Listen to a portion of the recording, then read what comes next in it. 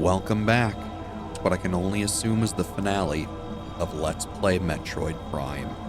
Last time, we fought the Omega Pirate, gaining the Phazon suit and Phazon beam. We also found the final artifact and the final energy tank, giving us 100% of all items. After that, in true Metroid fashion, we backtracked here to the impact crater, where we used the 12 artifacts to open up the way, only to be met by Meta Ridley, who tried to stop us and failed. Today, we're gonna bring the fight to Metroid Prime and finish things. Welcome to the impact crater, the final area of Metroid Prime. And boy, oh boy, does it not disappoint. Now, one of the reasons I didn't worry about healing is because they give you a save right here.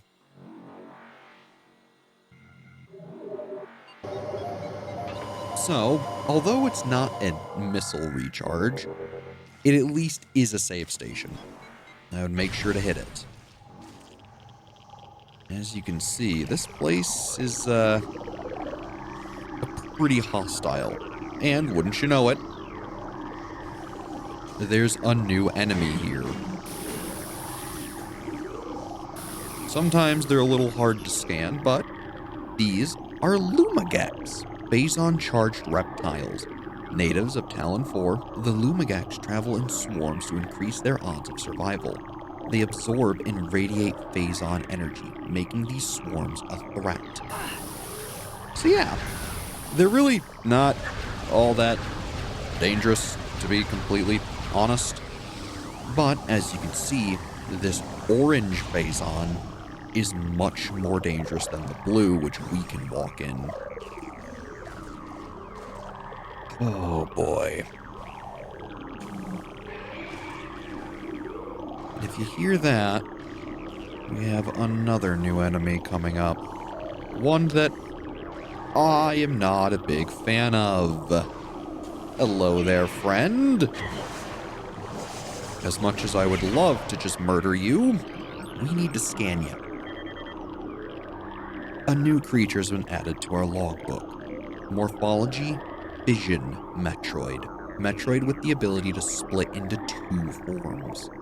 The Fission Metroid is a mutant capable of splitting in two. This split endows the new creature with invulnerability to most weaponry. This effect is unstable, resulting in weakness to a type of weapon fire. The vulnerability appears to be random due to the chaotic nature of Phazon mutation. So, in order to even deal with these things, you're going to need to use your different beams. Think of the troopers, but even worse to deal with. Now, luckily, once they split, they're not a new scan.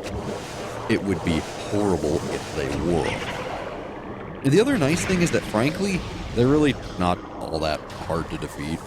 So, simply hit them with their weakness, be on your way. Now, frankly, I wouldn't recommend sticking around here all that long. These guys are going to just keep coming back. They're annoying, they won't stop, that's all there is to it. Simply just keep moving. It's kind of all you can do. Though, if you gotta take the time to actually clear them out so you can do some platforming, I understand completely. Luckily, it's not a very large room, so you should be able to get rid of a few and just keep moving. And looking at our map, we have a couple ways to go. Should we come here, we have a missile recharge. So, if you happen to use a ton of missiles in the Ridley fight, this will set you up. Still, let's keep on trucking. Will say, this area is cool, and I do kind of wish they had put more scans in here, though the Metroids make me glad that they didn't. So, Yes, I think the lore here would have been cool. No, I don't think it would have been worth getting it. Because, man, these Metroids are obnoxious. As you can see, they have a very, very bad habit of knocking you completely down. That's why I advise that, frankly, if you need some time to clear them out, you might want to do so. This is one of the areas, even later in the game, that, frankly, I strongly recommend using the radar to track where the enemies are. If you just keep moving and keep them behind you, they usually won't be able to catch up to you, and you'll be able to keep on moving pretty quickly. Once you get to this segment, though, you might need to deal with them. So frankly, when they're close, lay a power bomb, let them run into you, keep moving. Shouldn't be all that hard. I just admittedly got a little hasty. So, oopsies.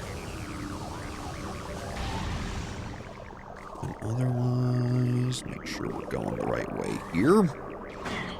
Excuse me, buddy. Thank you. Annoying, but not all that bad. Once you get in here, simply start making your way on over. I will say, all right, pretty cool. Thank you, game, for just not working. They did a pretty good job of making this final area feel absolutely alien. I mean, just look at it. It looks hostile. And as you can see, based on them using morph ball tracks here, it kind of is. Come on. There we go. So although we've taken a little bit more damage than I would have liked, well, it won't matter much. Because here we are. The final fight in the game.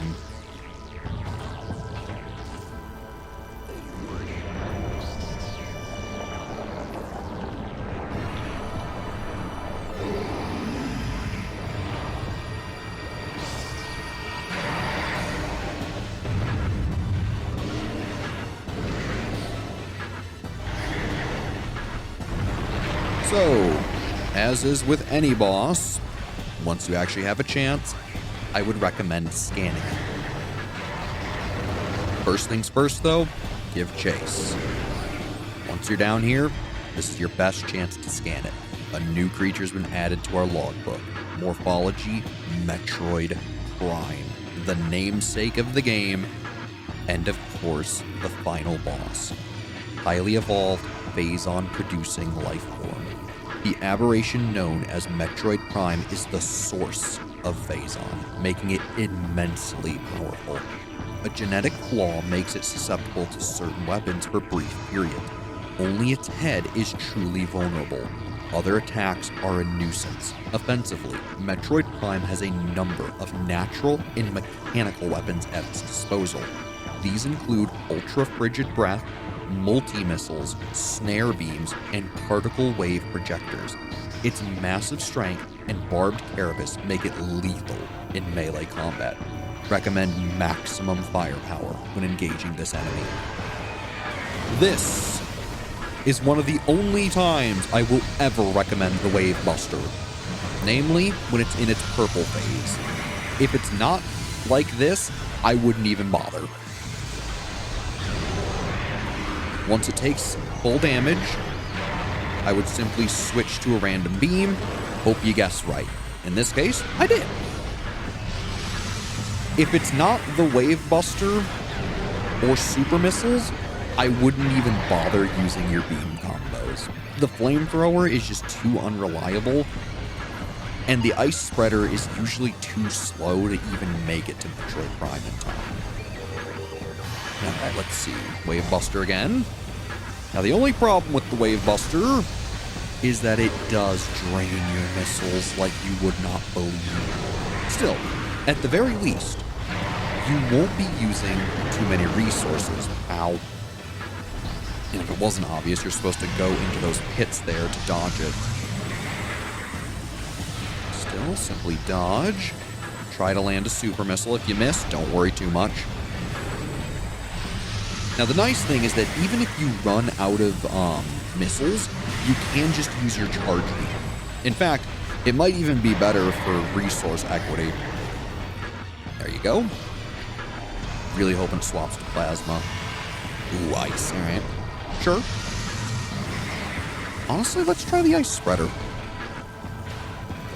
Kind of didn't do anything, because again, it's pretty slow. So for this phase, I would just recommend using charge shots. Call it a day. Ideally, get it off of that phase. Keep going. When it takes enough damage, you go down deeper. Find it in a new boss arena. They're all pretty similar. There's Plasma Beam. As you can see, that traction beam isn't your friend. Now let's see, I'm gonna guess power? Should have turned into a more fall. Ooh, back to, oh no, back to plasma, all right. Now if you see those little balls it shoots, those are your chance to regain items. Maybe ideally let them get a little closer and then hit it with your Wave Buster or something else. But past that, well, don't worry too much. As you can see, I've been using the Wave Buster a little too much, and we're not even, well, we're barely under halfway through the fight. Ooh. Now, notably, the Morph Ball does have a smaller hitbox than normal Samus, so it might be worth using it to try to evade.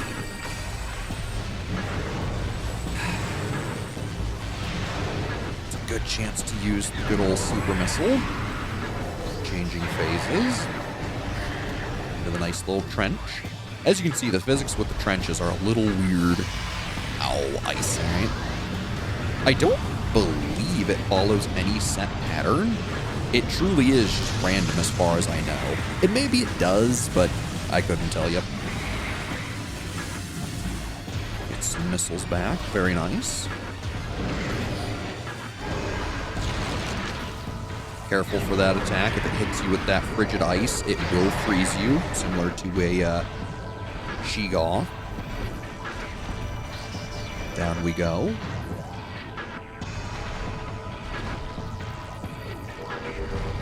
What do we got? Power Beam.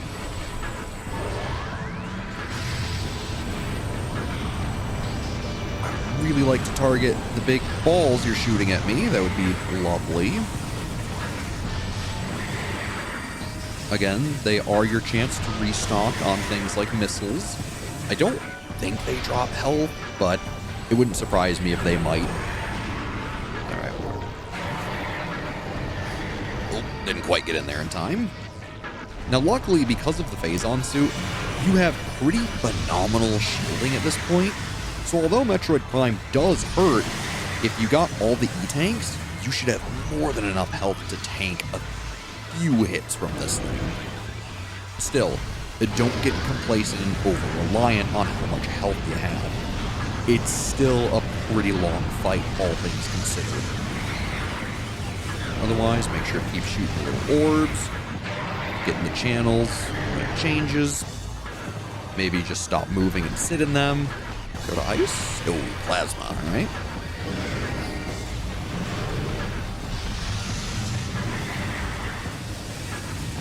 I like the plasma beam one a fair bit just because you can get that fire tick damage, which is really nice.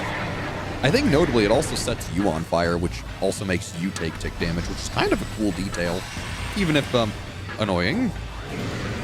Frankly, you know what? Have a final Wave Buster.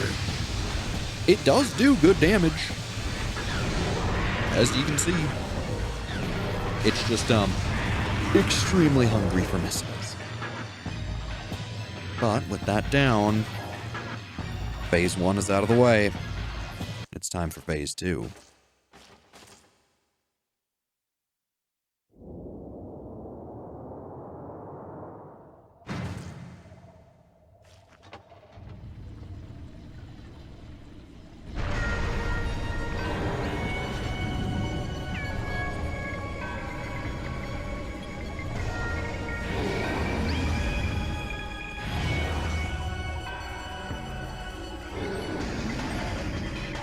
a new creature's been added to our logbook. Morphology, Metroid Prime, the core essence of Metroid Prime. Scan indicates that the Phazon energy form of Metroid Prime is invulnerable to all conventional weapons. Only attacks from a Phazon-fused arm cannon will damage it.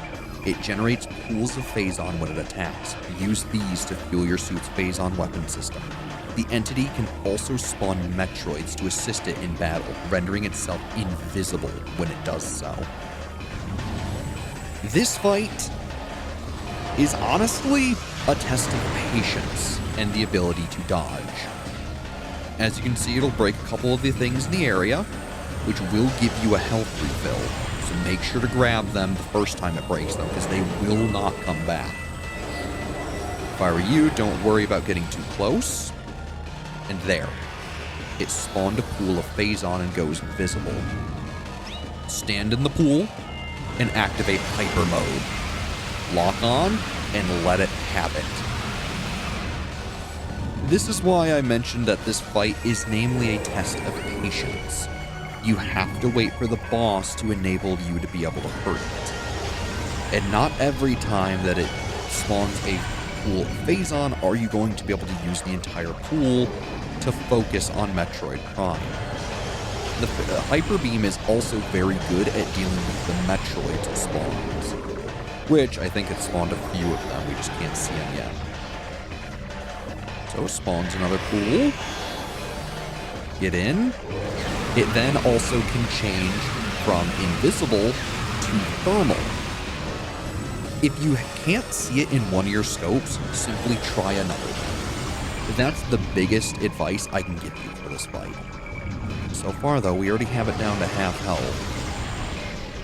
Again, if you can keep dodging, it's not that bad of a fight. It's just you need to make sure you're using the right visor, keeping track of where Metroids are, and making sure you're paying attention to Metroid Prime itself. Admittedly, though, I do think this phase is a lot easier than the first. Oh, come here. As you can see there, I used a power bomb to clear out the Metroids that spawned. Not a bad use of them. That'll save you your hyper mode beam. After that, though, simply keep on focusing on dodging and stay safe. Luckily for this fight, missiles aren't here to do anything for you. So if you use them all on the first phase of Metroid Prime, you're not screwed. It's something I really appreciate the game for doing. So realistically, if you use all 250 missiles in the first phase, you use them well. If you happen to have a couple left over, not a big deal. Come on, spawn some Phazon. It's going invisible. And as you can see, this is what I mean by it's kind of just a test of patience. You really have no control over whether or not it spawns a pool of Phazon. Just keep on dodging and stay vigilant.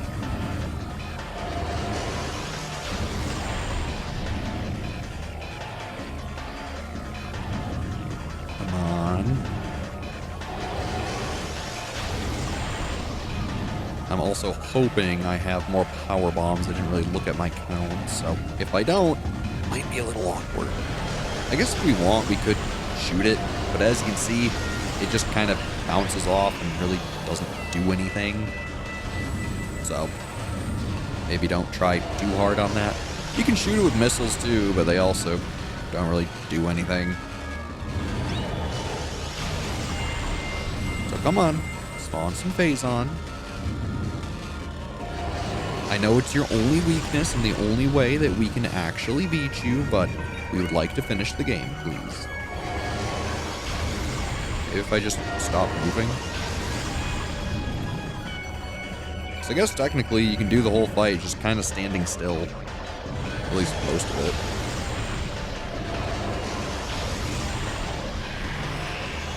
So, how's it going, Metroid Prime? You wanna give me some Phazon? Please? I almost wonder if it's doing this because we hit it way too much with the first few hyper beams that it's trying to make up for lost time. Very possible. As you can see, even this little blue puddle here doesn't count as enough to power the hyper beam. So, oh well.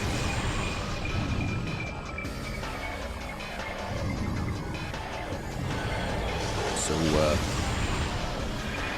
you gonna give us some phase on there? Hello. No, you're just gonna keep zapping the floor, huh? Fair enough. I mean, I guess at this point we can just use our missiles, make it look like we're actually trying to fight you.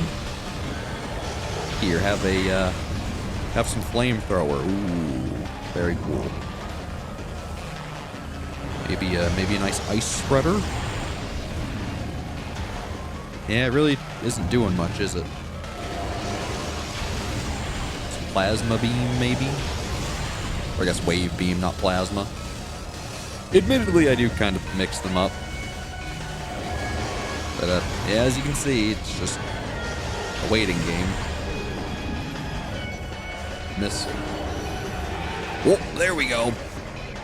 So, once it spawns the pool there, simply hop in, target it, and that hopefully is game.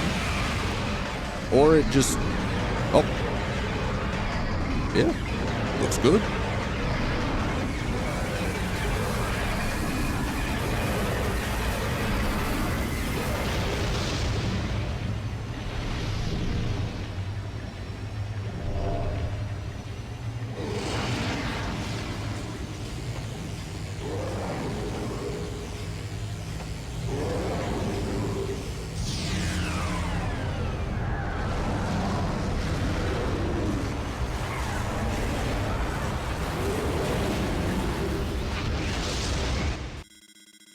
Crater collapse imminent. Evacuate immediately. Now, despite saying that, they don't actually make you escape. Samus just does it on her own. Which is kind of strange, considering every other Metroid makes you escape. But hey, I'm not complaining.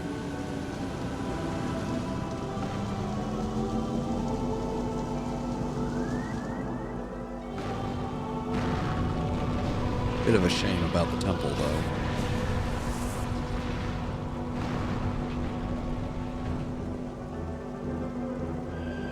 And after all this time, you get to finally see the heroine who did everything she could.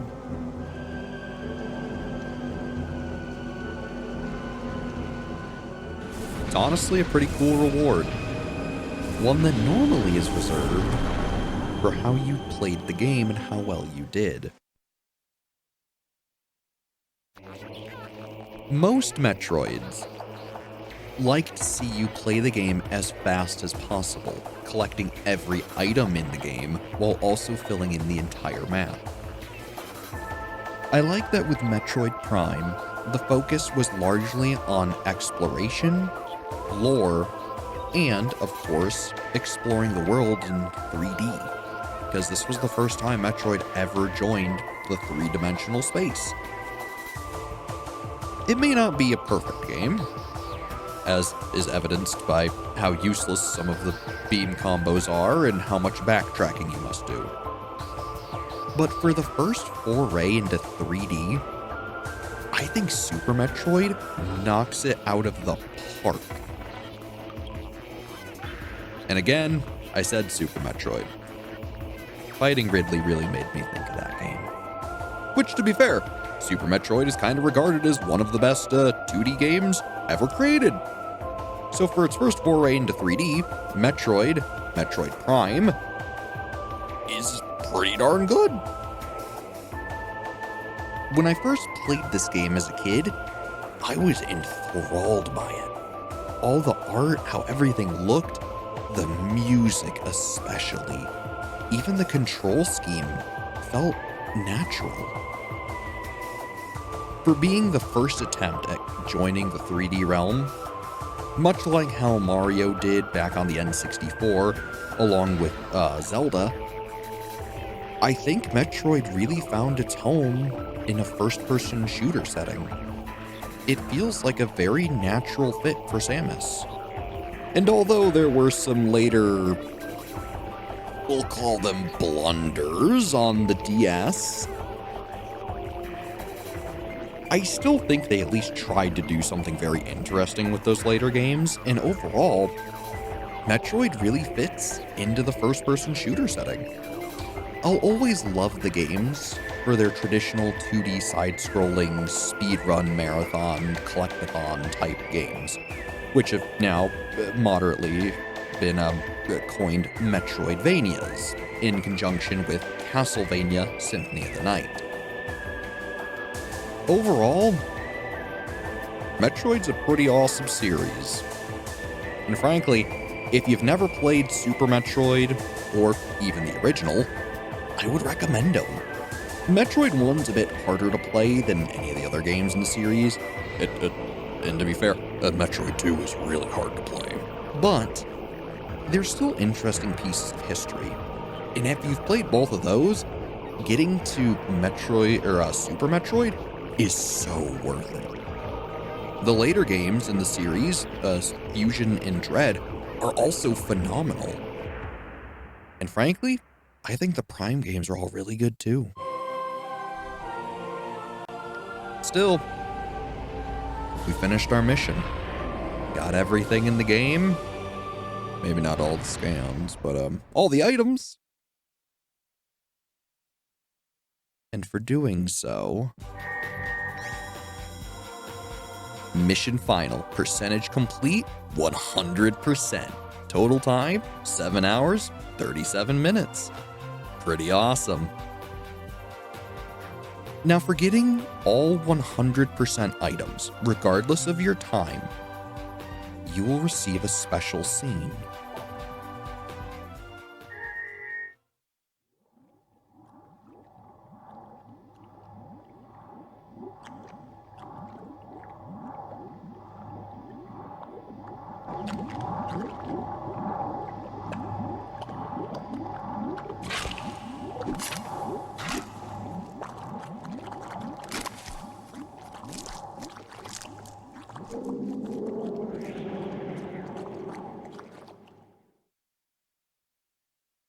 Turns out that Phazon suit is going to bear a very iconic new enemy in the sequel game, Metroid Prime 2 Echoes. Now, for anyone who's played Super Smash Bros. Ultimate, you might have a pretty good idea of who that is. And for those who don't know, well, you'll just have to see in the future. Assuming I ever get around to Let's Playing Metroid Prime Echoes. Still, let's save our game, shall we?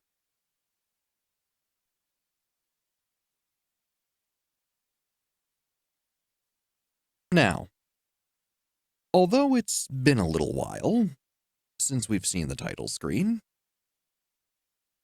there are some final things I would love to show off. These final things rely entirely on that final save data. So, if you have beaten Metroid Prime, you happen to be playing on a GameCube, you also happen a Game Boy Advanced for said GameCube, and the link cable necessary, as well as Metroid Fusion, and have a complete save file of that game, you can unlock some very interesting goodies. Now, all you need to do, once you've beaten the game, insert your completed copy of Metroid Fusion into your Game Boy.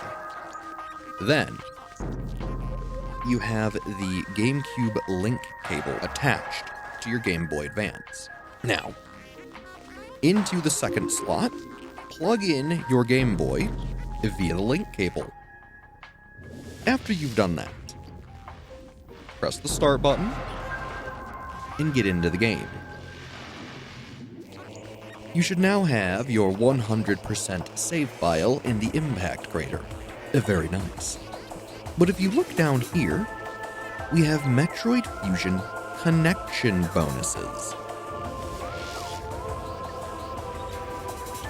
Should we select this, we can play the original NES Metroid on our Nintendo GameCube, complete Metroid Fusion for the Game Boy Advance, and connect Metroid Fusion to Metroid Prime. You can also unlock the Metroid Fusion suit. This is unlocked by also connecting the game. I've done it previously, so for us it's just a disable or enable feature. But should we select this, it will show you how to do it. Insert a Metroid Fusion game pack into the Game Boy Advance. We've done this. Next, connect the Game Boy Advance to socket 2, 3, or 4 on the Nintendo GameCube. On the Game Boy Advance, press and hold start and select, then turn the power on. So now I've done this. Begin data link to the Game Boy Advance? Yes. So now we'll attempt to link. Admittedly, this is finicky hardware, so it's very possible the data link is going to fail a few times, because again, it's old hardware. So frankly, I'm not really going to fault the Game Boy or the GameCube. It will eventually work. So let's retry, turn off our Game Boy Advance, go through the whole process again, turn it back on, and now try to begin data link. Data link failed. So if it continues to fail, I would simply recommend popping your game cartridge out of your Game Boy and putting it back in. It might just be a read error, it's very possible. And so then, let's do all this again. Whoops, it is definitely not reading that correctly. Now, although you can't see it, it should be visible on the Game Boy screen if it read the cartridge based on the Nintendo logo appearing as normal. So if it keeps failing, but it is reading the game, then simply just keep trying to link it. Sometimes it's just the cable being real finicky. Now, the other thing that it may also be being messed up by is the actual cable itself. Once it actually works, the game should light up with a rainbow screen. I say a rainbow screen, a rainbow Nintendo logo. So let me try reconnecting this. And for giggles, I'm going to try another port here on my GameCube. So now we've inserted our Metroid game pack, we've connected the game. We will now power on our Game Boy and hold start and select. Now we will try to data link once more. I now see the rainbow on my screen. Data link complete. Please turn off your Game Boy Advance. Do not remove the memory card. Now, something that is cool is on the actual Game Boy, it shows a picture of Metroid Fusion Samus that says data link complete. Please turn the power off. So now that we've done that, we press the A button. You have not completed Metroid Fusion. Well, I thought I did. Anyways, if you happen to have Metroid Fusion, 100% save file, you can then play the game on your GameCube, which is honestly a really cool bonus. It just so happens you need an extra link cable that hooks up to your Game Boy, a Game Boy Advance, and also an entire extra Metroid game. Still, it's at least more bang for your buck. They did release a classic series of old NES games on the Nintendo Game Boy, Metroid being one of them. So if you didn't happen to find that game, but you do happen to have Metroid Prime on the GameCube, a link cable, and Metroid Fusion, you can technically play it that way too. Which I think is really cool. Otherwise, the Fusion suit. Let's show this off real quick. all you need to do is enable it. Now, if we start a new game, not only can we choose normal or hard mode, but by having the fusion suit enabled, you will now have the fusion suit for Metroid Fusion. So, should we load up the game? It will play as normal. And though I'm going to skip the cutscene, things will look normal, but if we go into Morph Ball mode, you can see that Samus has the fusion suit from Metroid Fusion. This one specifically is the Varia suit, as you start the game with it. Once you lose it in the tutorial here, or well, the beginning of the game, it will turn into the normal blue and purple fusion suit, and then once you have the gravity suit, it'll turn into that one. Or I think it's blue and pink, and then blue and purple for the gravity suit. So, pretty cool. Otherwise, I want to say once you actually get the Phazon suit, it has a unique one for that too. So, it's a pretty sweet thing to see. If you've never seen the actual fusion suit before in Metroid Prime, give it a Google, look it up. It kind of looks horrible in the Varia suit, but I think the gravity suit, the base fusion suit, and the Phazon one look really cool. So, give it a look. Otherwise, that's pretty much all I have here for Metroid Prime. It's a pretty phenomenal game, one that I loved as a kid, and hopefully you all enjoyed it too. Like I said, I'm not sure if I'll ever get around to Let's Playing Metroid Prime 2 Echoes, because frankly, while I did grow up with that game, I never really finished it. The same is also true for this game, but I got a lot farther in this game than I ever did Echoes. And frankly, I don't know the game nearly as well. So maybe, as a semi-blind playthrough, even though I do know the whole game from other Let's Plays, maybe it'd be a fun thing to do. Otherwise, what'll most likely happen is I'll play through the game again on my own time, figure it out, and then hopefully bring a future LP of it. Otherwise, though, as always, I'm Brad. Thank you so much for watching, and I'll see you for whatever comes next. As always, have a good one.